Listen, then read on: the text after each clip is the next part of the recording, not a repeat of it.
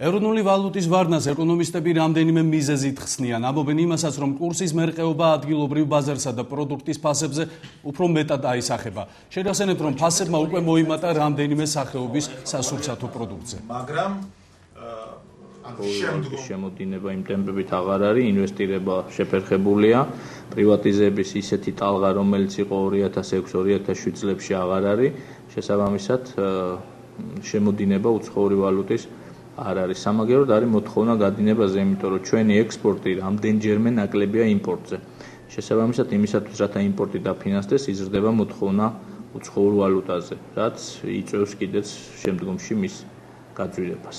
გაცვლითი კურსის ცვლილებას ხელი შეუწყო აგრეთვე საერთაშორისო ბაზრებზე დოლარის მიმართ ევროს კურსის დაცემამ.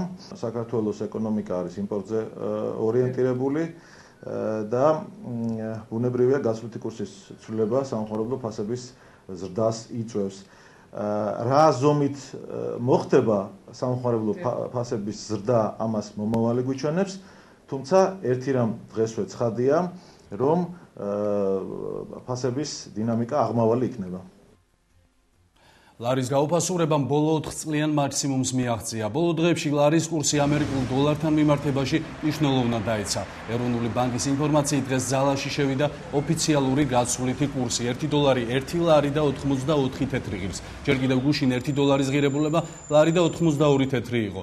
მნიშვნელოვნად დაეცა ლარის კურსი ევროსთან მიმართებაშიც. 1 ევრო 2 ლარი და 25 თეთრი ღირს. ლარი დოლართან მიმართებაში 1.8 ნიშნულზე ბოლოს 2006 წელს დაფიქსირდა.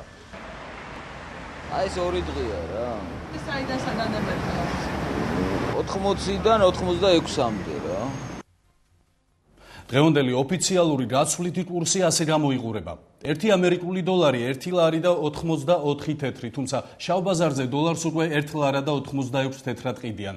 1 ბრიტანული ფუნტი სტერლინგი 2 ლარი და 70 თეთრი, 1 ევრო 2 ლარი და 23 თეთრი, 1 რუსული რუბლი 59 თეთრი.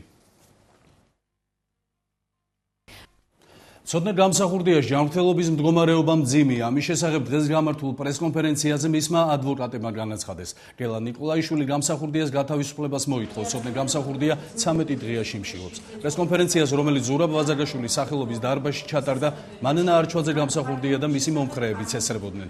ცოდნე გამსახურდიას დღეიდან 2 ახალი ადვოკატი ყავს, გელა ნიკოლაიშვილი და გიორგი თევზაძე.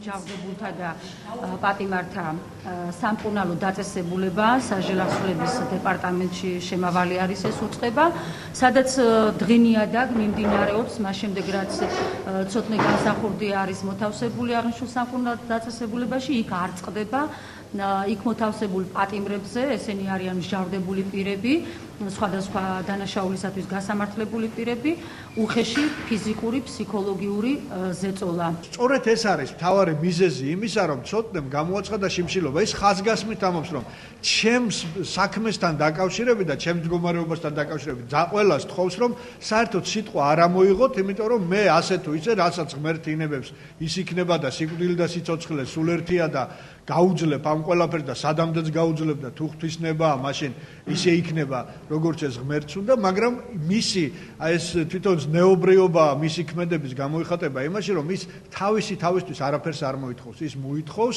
იმ მდგომარეობის შეცვლას, რაც იქ არის. სასამართლო დღეს ნარკოკარტელის საქმეზე დაკავებული კიდევ ერთი ეჭვიტანილი საკვეთილო ღონისძიებაზე იმშელებს. წინასწარ ორთვიან პატიმრობას პროკურატურა კახა სვანიძისათვის ითხოვს. კახა სვანიძე ეჭვიტანილებს ესპანეთიდან შემოტანილი ჯართის დაჭრაში, ჯართიდან კოკაინის ამოღებასა და მის დაფასოებაში ეხმარებოდა. სვანიძემ აღიარებითი ჩვენება გამოძიებას უკვე მისცა. რომ მოსახმარებელი ვიყო და წამომეგვეხმარე ფიზიკური მოხმარება გვინდა. კი ბატონო, მეთქი ერთ დღეს და ორ დღეს მეგეხმარებით. წავედით დახვდა მაღალი ლამაზი ქალი. მე რამოდენიმე ხნის მერე ვაჩვდები ანასტასია დოუძახი. ულამაზესი ქალი იყო, მაღალი. ის ქალი ჭირდა ჩემის ლომდე. ბაღალკა ეკავა იმას ხელში. შემეძლია მომხარ ხელოსანი ვარ.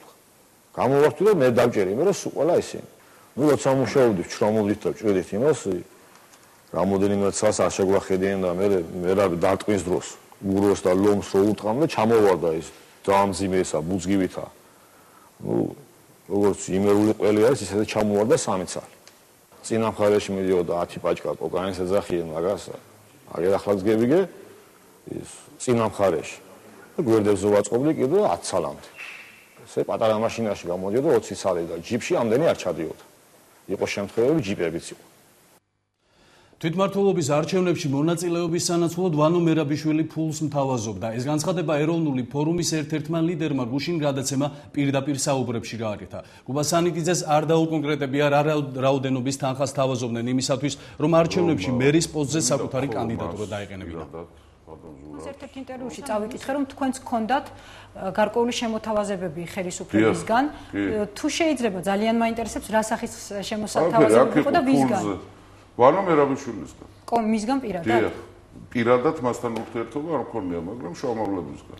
რას გთავაზობდნენ და რის მისი თხოვნა იყო, რომ მე დამეყენებია მერის კანდიდატურა ადგილობრივ არჩევნებში. და შემოთავაზებები იყო სამქვეყნიო რამდენს გიხდიდნენ? ნუ რა მნიშვნელობა, ბევრს ძალიან. ამას არ აქვს მნიშვნელობა. ხელისუფლება ახლა არის მაპატიეთ და ჩალენჯზე გადასული, რომ როგორმე თავი დაიტოვოს. ეკა სერიოზული ინფორმაციები გვაქვს, რომ მიხეილ სააკაშვილი და ვანო მერაბიშვილი ძალიან სერიოზულად ცდილობენ რუსებთან კონტაქტი დაამყარონ. ძალიან სერიოზული და რის სანაცვლოდ, ქვეყნის ინტერესების სანაცვლოდ კი არა, რომ დარჩნენ ხელისუფლებაში. სააკაშვილის პრობლემა მოხსნილია უბრალოდ ერთადერთი ვინც სააკაშვილს ტოვებს ხელისუფლებაში, ესაა ქართული ოპოზიცია.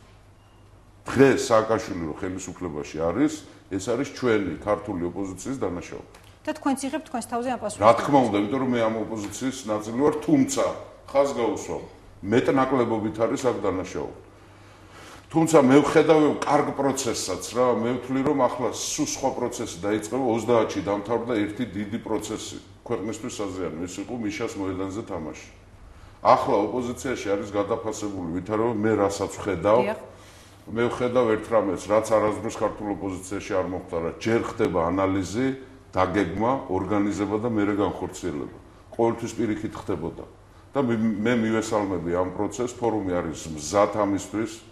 ჩვენ ძალიან სერიოზული კონსულტაციები გქონდა ჩვენს მეგობრებთან ოპოზიციიდან, როგორც მონაწილეებს ადგილობრივ არჩევნებში, ისევე არამონაწილე პარტიებთან და შევეცდებით, რომ მოხდეს აქტუალიზება ამ საკითხის.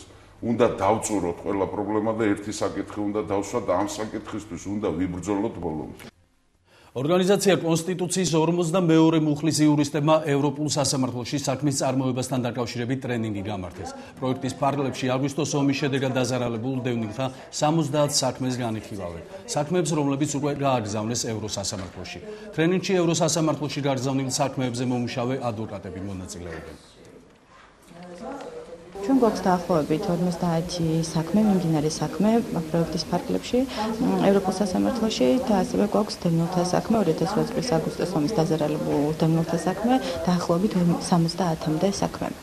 გამდინარე აქედან ჩვენ დაგვიკვირდა გარკვეული გამოცდილება, ამიტომ გსურვთ ჩვენი გამოცდილება გავუზიაროთ ადვოკატებს, რომლებიც დღეს ესწრებიან ჩვენ შეხვედრას და რომელსაც აქვს სურვილი, რომ გააგზავნონ განაცხადები ევროსასამართლოში. ყველაზე მეტი საქმეები მინდა გითხრათ, რომ ეხება სამართლიანი სასამართლოს უფლების დარღვევას.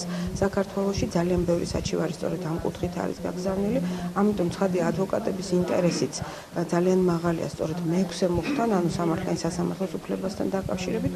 ამიტომ ჩვენც ამ ინტერესებით გათვალისწინებით ერთ-ერთ საკითხად შევიტანეს სწორედ მე-6 მუხლი. ამი პროცედურები და სამართლიანი სასამართლოს უფლება. მოძრაობა რატომ თვითმმართველობის არჩევნების შედეგებს აპროტესტებს და ახალი საარჩევნო კოდექსის შემუშავებას ითხოვს. ამის შესახებ მოძრაობის წევრებმა ვაკის გამგეობასთან დღეს გამართულ ბრიფინგზე განაცხადეს. მოძრაობის წევრები კონკრეტულად ვაკის რაიონის 66 საარჩევნო უბანზე დაფიქსირებულ დარღვევებზე საუბრობდნენ. ეს არის და ეს, რავი, თუ კითხვა გაქვთ რამე არჩევნებში მონაწილეობას ღებულობდნენ გამგეობები, გამგეობის წევრები, გამგეობის თანამშრომლები, თვითგამგებელიც კი. აგრეთვე მნიშვნელოვანი საარჩევნო უბნის სკოლის მასწავლებლების და ეგრეთ წოდებული კოორდინატორების მოქმედება და ფუნქციონირება. ისინი ზეწოლას ახდენენ ზოგადად უბანზე შემოსულ ამორჩევლებზე. დათვლის დროს კონვერტებში აღმოჩნდა 2 და მეტი ერთნაირი ბიულეტენი და ხშირად 3-ზე მეტი ბიულეტენი.